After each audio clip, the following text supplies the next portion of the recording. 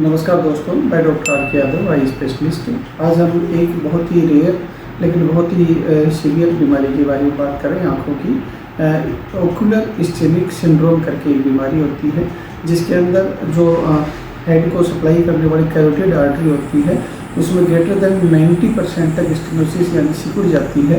तो उसके कारण ये होती है। उसका होने के कारण कि वहाँ पे जो बाइफरकेशन होता है, वहाँ पल्सेशन होता है और अंदर की तरफ को थक्का या एथेरोस्क्लेरोसिस होकर के उसको स्टेनोसिस बना देती है।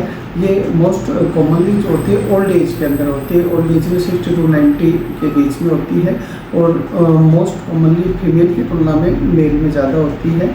प्रेसिपिटेटिंग फैक्टर इसके हाइपरटेंशन, डायबिटीज़, हाइपरलिपिडेमिया और स्मोकिंग की जिनकी हिस्ट्री होती है उनके होने के चांसेज होते हैं। इसे एसोसिएटेड कुछ डिजीज होती है, जैसे कि ब्लैकआउट कुछ समय के लिए या ट्रांजिमिक इस्चेमिक अटैक हो जाता है, कुछ समय के लिए बेहोश हो जाते हैं। ऐसे इसके साथ में लक्षण होते हैं।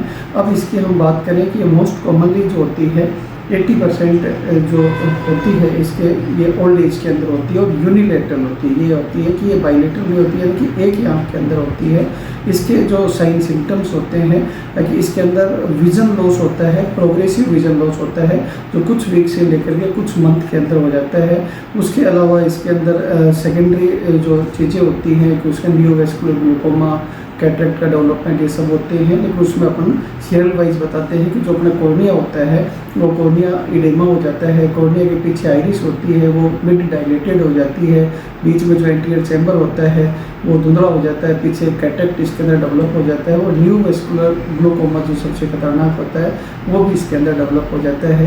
अब साइन की बात करें, साइन के अंदर जब अपने अंदर रेटिना के अंदर देखते हैं तो रेटिना के अंदर जो वीन्स होती है वो टॉर्टेज हो जाती है, वो डायलेटेड हो जाती है। आर्टरी बिल्कुल थिन हो जाती है, डॉट ब्लड हेमरेज हो जाते हैं, कॉटन वूल स्पॉट्स भी इसके अंदर आ जाते हैं। धन्यवाद।